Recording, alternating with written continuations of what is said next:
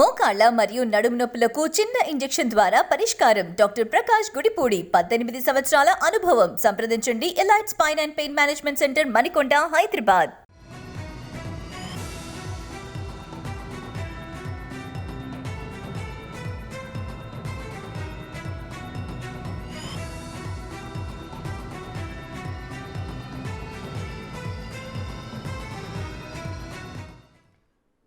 Parliament ఎన్నికలలో గెలుపు గుర్రాల ఎంపికపై టీపీసీసీ కసరత్తును ప్రారంభించింది. ఈ నేపథ్యంలో పార్లమెంటు ఎన్నికల అభ్యర్థుల ఎంపికపై ప్రదేశ్ ఎలక్షన్ కమిటీ సమావేశమైంది.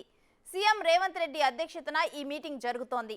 17 నియోజకవర్గాలకు సగటున ఒక్కో స్థానానికి 18 మందికి పైగా కాంగ్రెస్లో టికెట్ కోసం పోటీ పడుతూ ఉండగా అత్యధికంగా ఎస్టీ రిజర్వ్డ్ స్థానమైన మహబూబాబాద్ నియోజకవర్గం నుంచి 47 మంది దరఖాస్తులు చేసుకున్నారు.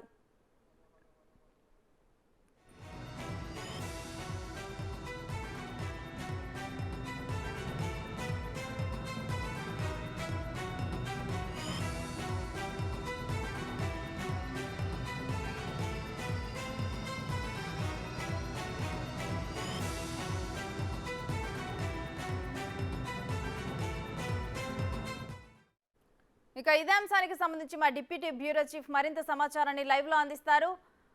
సాదిక్, పార్లమెంటు ఎన్నికల కోసం అధిక పోటీ నెలకొన్నట్లు ఉంది, డీటెయిల్స్ ఏంటి?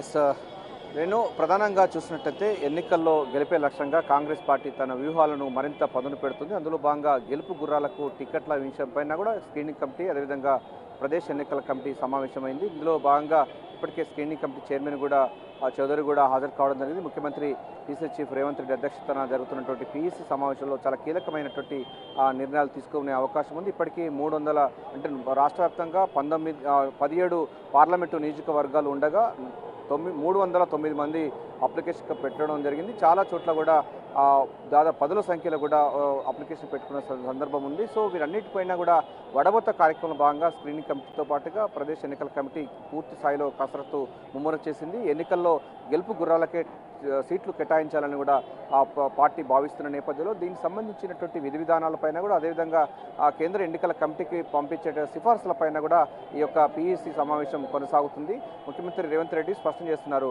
ఈసారి కాంగ్రెస్ పార్టీ పూర్తి స్థాయిలో 17 నియోజకవర్గాలకు 17 పార్లమెంట్ నియోజకవర్గం గెలిపే లక్ష్యంగా పనిచేయాలి. దానికి సంబంధించినటువంటి గెలుపు గుర్రాలకి సీట్లు కేటాయించాలని కూడా స్పష్టం చేశారు. ఇందులో భాగంగానే చాలా చోట్ల ఇప్పుడు మహిబాద్ చూసినట్టయితే 48 మంది కూడా పోటీ పడుతున్నటువంటి సందర్భం ఉంది. సో ఒకరికి మిగతా వారికి టికెట్ అయితే మిగతా వారిని ఏం చేయాలనిపైన కూడా పార్టీలో తీవ్రంగా చర్చ కొనసాగుతుంది. వారిని కూడా ఎన్నికల్లో వినియోగించుకోవాలి, అదేవిధంగా వచ్చేటువంటి నామినేట్ పదవుల్లో కూడా వారికి కూడా కేటాయించే అంశంపైన కూడా పరిశీలిస్తాము. సో వారి కూడా ఒక డెమోక్రటిక్గా అంటే పూర్తి స్థాయిలో కూడా ప్రజాస్వామ్యబద్ధంగా ఈ యొక్క అభ్యర్థుల ఎంపిక ప్రక్రియ ఖరారు చేయాలనే లక్ష్యంగా ఈ యొక్క పీఈసీ సమావేశంలో కీలకమైనటువంటి అంశాలు చర్చిస్తున్నారు.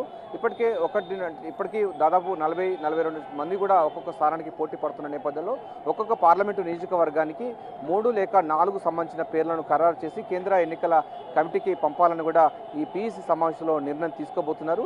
ఇక మిగతా సంబంధించిన వాళ్ళు ఆశావాళ్ళను ఏం చేస్తారు, వాళ్ళతో ఎట్లా ఇంటరాక్ట్ కావాలి, వారిని గాంధీ భవన్కు పిలిపించుకొని వాళ్ళ సేవలను ఎట్లా వినియోగించుకోవాలి, వాళ్ళు కూడా పార్టీకి గత కొన్ని సంవత్సరాలు కూడా పనిచేస్తున్న నేపథ్యంలో వారికి కూడా సముచిత స్థానం కల్పించే విధంగా పార్టీలో కీలకమైన బాధ్యతలు ఇచ్చే విధంగా ఆ తరహా సంబంధించినటువంటి విధానాలను కూడా మాట్లాడేందుకు కూడా ఈరోజు ఒక నిర్ణయం తీసుకునే అవకాశం అయితే కనబడుతుంది. సో మొత్తం 17 పార్లమెంట్ నియోజకవర్గాలకు 309 మంది కూడా అప్లికేషన్ పెట్టుకున్నారు పార్టీ పరంగా.